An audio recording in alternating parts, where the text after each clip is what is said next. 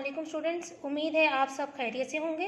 आज हमने उर्दू बे में यूनिट नंबर 23 की दिलचस्प कहानियाँ के उन्वान के तहत कहानी नंबर 6 गुलाम और शेर का मुताला करना है। इस कहानी में बताया गया है कि किसी मुल्क पर एक जालिम बादशाह हुकूमत करता था जो कि अपने ग़ुलामों पर बहुत ज़्यादा जुल्म व सितम करता था। उसके बहुत से ग़ुलाम उसके जुल्म व सितम से तंग आकर भाग चुके थे। इसी तरह एक और ग़ुलाम जो है उसके जुल्म व सितम से तंग आकर भागा और जंगल की तरफ निकल गया और जंगल में जाकर छुप गया और वहाँ रहने लगा। एक दिन ऐसा हुआ कि ग़ुलाम शिकार के लिए निकला तो उसने सामने से एक शेर आता हुआ देखा। जब ग़ुलाम ने शेर को देखा तो उसे अपनी जान की फ़िक्र पड़ गई। वो सोचने लगा कि मैं इससे कैसे बचूं।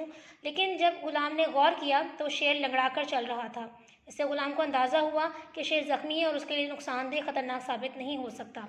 शेर जब करीब आया तो उसने अपना एक पंजा उठाया। ग़ुलाम ने देखा तो शेर के पंजे में कांटा चुभा हुआ था जो उसको तकलीफ़ दे रहा था। ग़ुलाम ने वो कांटा निकाल दिया और शेर जो है वो ग़ुलाम को अपनी आसानमंदी ज़ाहिर करता हुआ चला गया।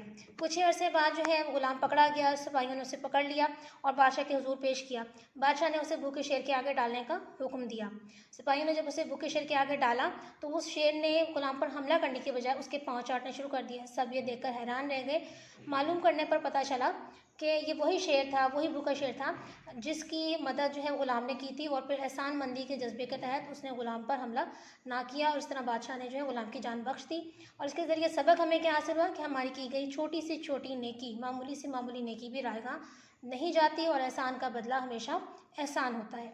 आइए कहानी का बाकायदा मुताला शुरू करते हैं। किसी मुल्क पर एक जालिम व जाबिर बादशाह हुकूमत करता था।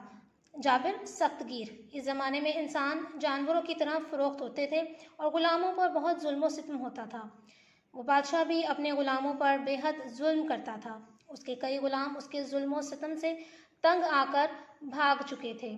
इसी तरह इस बादशाह का एक ग़ुलाम जब अपने आका के जुल्म व सितम की ताब ना ला सका, ताब ना लाना यह है मुहावरा, इसका मतलब बर्दाश्त न कर सका, तो वो निजात पाने के लिए, आज़ादी हासिल करने के लिए जंगल को भाग गया और वहाँ गार में छुप कर ज़िंदगी बसर करने लगा। वो जंगल के फल वगैरह खाकर गुज़र औक़ात कर लेता। वो कभी कभी छोटा मोटा शिकार भी कर लेता था। इस तरह वो जंगल में बहुत खुश था। एक दिन ग़ुलाम किसी शिकार की तलाश में गार से निकला तो दूर से एक शेर आता हुआ दिखाई दिया। शेर को देखकर उसके रोंगटे खड़े हो गए। रोंगटे खड़े होना भी मुहावरा, इसका मतलब शेर को देखकर वो बहुत ज़्यादा खौफज़दा हो गया और वो बचाव की सूरत सोचने लगा। बचाव की नहीं, अपने जान को बचाने की फ़िक्र करने लगा। उसने जब दोबारा शेर की तरफ देखा तो उसे महसूस हुआ कि शेर लंगड़ा कर चल रहा है। उसने सोचा कि ज़रूर शेर ज़ख्मी है, इसलिए ये मेरे लिए इस कदर ख़तरनाक नहीं हो सकता। शेर उस ग़ुलाम के करीब आता गया। वो आहिस्ता आहिस्ता चल रहा था। वो अपना एक पंजा ज़मीन पर नहीं लगा सकता था। जब शेर ग़ुलाम के बिल्कुल करीब आ गया तो उसने अपना पंजा ऊपर उठाया। गोया वो ग़ुलाम से किसी मदद का तलबगार था। गोया जैसे कि तलबगार था, चाहता था, यानी कि वो ग़ुलाम से कोई मदद चाहता था। उसने अपना ज़ख्मी पंजा जो है वो ऊपर की तरफ उठाया। ग़ुलाम ने गौर से शेर के पंजे की तरफ देखा तो उसमें एक बड़ा सा कांटा चुभा हुआ नज़र आया। ग़ुलाम समझ गया कि शेर इसी कांटे की वजह से दर्द में मुब्तला है, गिरफ्तार है। चुनाचे इसने हिम्मत से काम लेकर शेर के पंजे से कांटा निकाल दिया। कांटा निकलते ही शेर की तकलीफ़ रफ़ा हो गई, दूर हो गई और वो दुम हिलाकर ग़ुलाम की एहसान मंदी का इजहार करने लगा। कुछ देर के बाद शेर जंगल में गायब हो गया। फिर ऐसा हुआ कि उस जालिम बादशाह के सिपाही उस मफरूर ग़ुलाम को ढूंढते ढूंढते उधर आ निकले। मफरूर यानी भागे हुए, और वो उसे पकड़कर बादशाह के पास ले गए।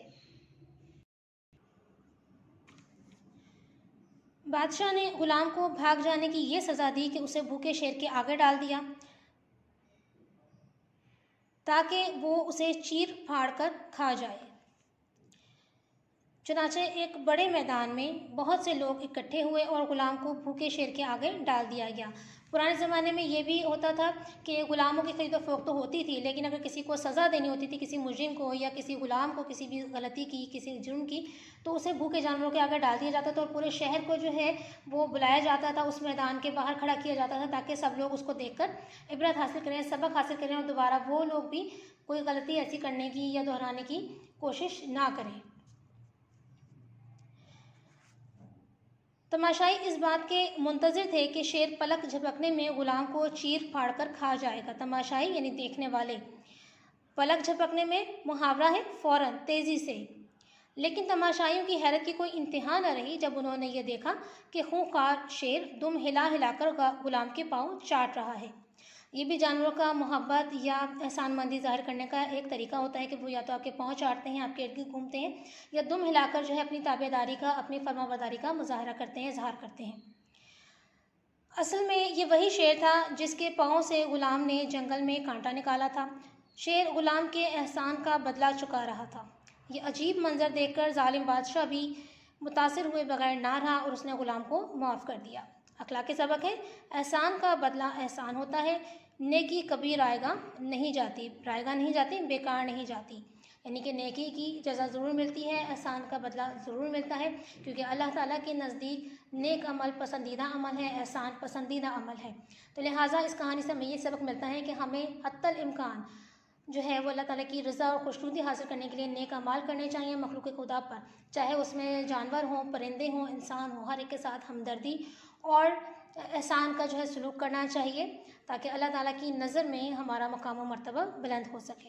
तो ये कहानी जो है आप तलबा और तालिबात ने अच्छी तरह से याद करनी है। इसके मुश्किल अल्फाज के मायने भी आपको बता दिए हैं ताकि कहानी को समझने में और याद रखने में आपको जो है मुश्किल पेश ना आए।